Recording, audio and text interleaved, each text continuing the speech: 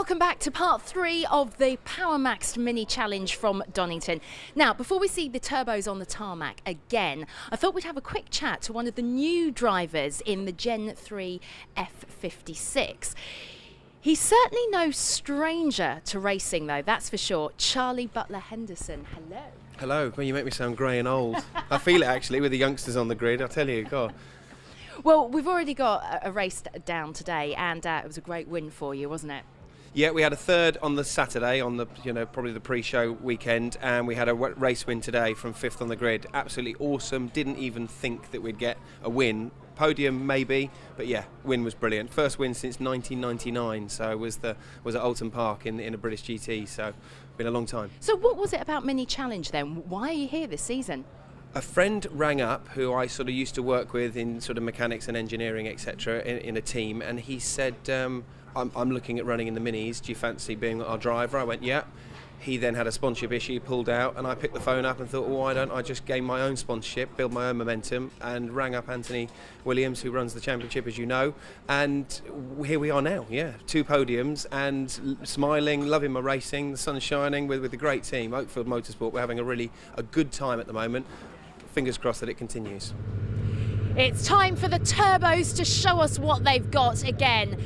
Now, Charlie Butler-Henderson is certainly going for a win to complete his weekend.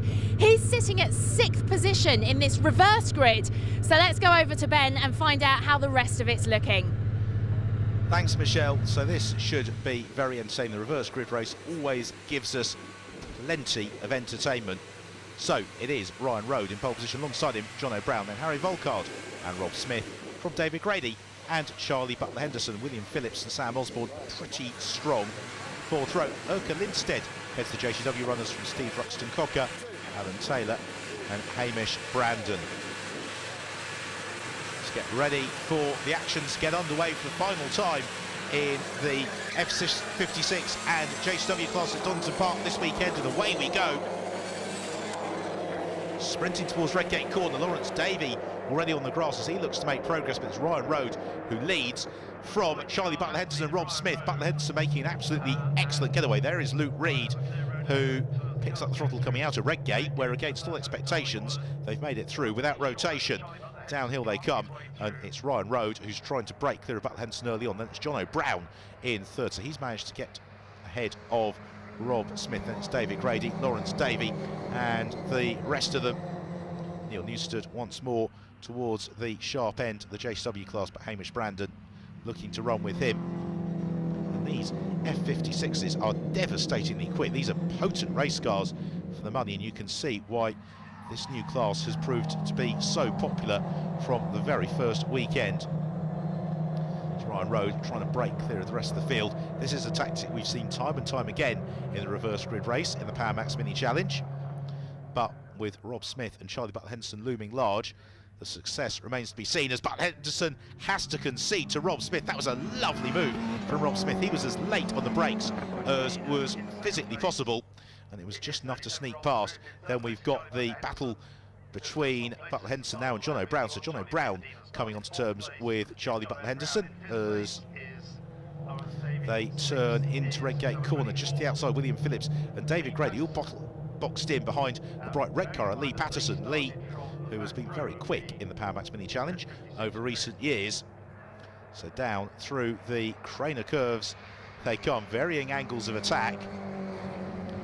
Very, very entertaining racing as David Grady looks to get in pursuit of William Phillips, as Luke Reed has a quick stop into the pits, then gets back on his way. And for a lot of the drivers, of course, the opening race weekend of the year is all about learning the car, finessing the setup, and then looking for bigger and better things as the season unfolds. We're looking for bigger and better things this afternoon is Alan Taylor in the JCW class, the inside Kevin O'Connor. I'm not sure that Kevin O'Connor quite realised that Alan Taylor was there. They're all scrapping for JCW class honours as out front. Ryan Rode doing a good job to keep Rob Smith behind him, but we're still in the relatively early stages as Lawrence Davey and David Grady swap places, climbing the hill, and David Grady trying to get onto terms with this leading group of cars. Well, Ryan Road is, at the moment, absorbing much of what Rob Smith can throw at him. At the same time, Rob is an experienced enough driver to be thinking about the long game here, which is that if he just stays in the slipstream with Ryan Road, they can pull clear of Charlie Butler Henderson and then fight out amongst themselves. Meanwhile, here is Hamish Brandon towards the front of the JCW class. Catch a glimpse of Clayton Kingman, chasing down 17th place. A little bit close behind, that's Jason Jeffries, who's just trying to squeeze through, gain some ground on Steve Ruxton-Cocker as we go back to the F56 cars and the battle for the lead of the race overall. And Rob Smith still in pursuit of Ryan Road. Road at the moment hasn't blinked, but he's had one or two wayward moments, and he gets a little bit sideways and kicks up the dust and runs wide, and that's going to give Rob Smith the chance to challenge for the lead. Ryan Road won't lose any more places because he kicks up a gigantic dust screen for those behind. So it's then Charlie Butler Henderson, John O'Brown, Lee Patterson and David Grady, who has shaken off Lawrence Davey. Who has Lawrence got in on his tail? I think it's Sam Osborne. Indeed it is. Osborne, another stalwart competitor in the mini challenge, and that's a big bump across the curb for Lawrence Davey. He'll have felt that. He's possibly just knocked the car out of gear, so he pops into the pits as Hamish Brandon continues his scrap with Erkan Lindstedt at the front of the JCW class, and Lindstedt makes a mistake and runs out wide at the old hairpin, and that is going to promote Hamish Brandon ahead of the Finnish driver. There is Lawrence Davey consulting. Well, they certainly build them strong, because that was a big bump that Davey took over the curbs. He's got to be mindful of the pit lane speed as he rumbles along and gets underway. William Phillips is busy applying the pressure to Chris Boone. Boone in the silver and red car. Phillips the green machine as they come towards us. The tail of the car a little bit darker. So around Redgate corner, the pair of them come. And William Phillips all over the tail of Chris Boone. Meanwhile, Lee Patterson is in for a little bit of investigation. Phillips closing up onto Boone and looks to squeeze through, and indeed he does. He just forced Chris Boone to brake a little bit later than Chris would have wanted. As a result, Chris ran wide off the racing line, and William Phillips able to slip past and take the place away as we begin to head towards the closing stages of the concluding race of the Power Max Mini Challenge weekend for the JCWs and their 56 cars. As Phillips and Boone continue their battle. Great stuff in the F56. Not only has it proved to be a very quick car, it's also given us some great racing.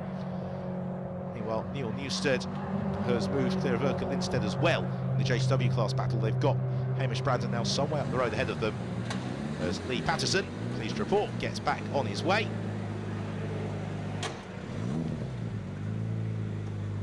Some finding the gear he wants, and then rolls off down the pit lane back into the action. Well, here is our race leader, Rob Smith, as Charlie Butler Henderson now looking to line up the move on Ryan Road. So Road, who has really capitalised on the reverse of the grid, now under threat though for that second place, and Butler Henderson draws alongside. Road tries to close the door, but Butler Henderson, I think, will have the momentum. Very fair driving from both of them. They give each other plenty of racing room, but Butler Henderson should, now they give each other slightly less racing room, door handle to door handle through the crane that curves, but Henderson will have the inside line for the old hairpin, and therefore finally takes second place. Meanwhile, Neil Newstead and Erkan Lindstedt are scrapping over second place in the JCW class. Well, where do you want to look? It's one of those races again where almost every car seems to be embroiled in a very close battle. House of Hollywood into the crane that curves. Neil Newstead might just have enough over Lindstedt, at least for the next few turns, particularly as it was through the old hairpin where Lindstedt made the error a couple of laps ago. No such concerns as the checker flag is readied for our race winner, Rob Smith. He scores victory at Donington Park from Charlie Butler-Henderson, and Ryan Rode completing the F56 rostrum. A look then at the final results with the win for Rob Smith from Butler-Henderson and Ryan Rode, David Grady in fourth from Sam Osborne and Chris Boone. Boone just seeing off the challenge from William Phillips. Then the JCW class, it was Hamish Brandon who won it from Neil Newstead, and Urkel Instead with Kevin O'Connor fourth, clear of Alan Taylor. So for the final time this weekend, the opportunity to celebrate on the rostrum, Donington Park, our JCW class winner Hamish Brandon onto the top step of the podium, and then Rob Smith, our F56 and outright race winner in race 3. Fantastic result. I sort of felt like I was owed a win a little bit after the problems we had in race 2, and managed to get a mega start, mega first lap. And when it was me and Ryan running at the front, I was quite happy with a 1-2 for Accelerate, but he just made a little mistake at Coppice. From then it was just a case of bringing the car home. Built quite a comfortable gap, and yeah, can't believe it, over the moon. Hamish, you've done it, you've got your win on the first weekend of racing. You must be so pleased. Yeah, I'm kind of a bit speechless, to be honest. It's just been a dream start, really. I mean, we haven't done any testing, so we came here just really looking to try and get to grips as quick as we could, and to get a second, a third and a first, it's, you know, I couldn't have done much better, so I'm absolutely delighted. And, you know, a new team, we're not with Accelerate this year, we're in Mini, so massive thanks to them. It's, you know, really, it's just, we're just one car focusing on JCW, and, you know, all credit to them. Yeah, I can't thank them enough. It's been fantastic, so well done all the lads, and it's a victory for all of us, so brilliant. Championship points at the end of the opening weekend of the year then, with Rob Smith leading the way in the F56s, clear of Charlie Butler-Henderson, and David Grady with Ryan Rode in fourth.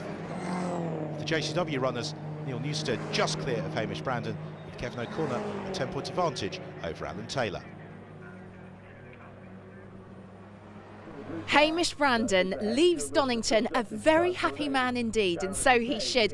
Great stuff as well from Charlie Butler-Henderson, Rob Smith, and the newer drivers that we saw with Ryan and Urkel as well. Really fantastic racing, and it's not over because we've still got the Cooper class to look forward to.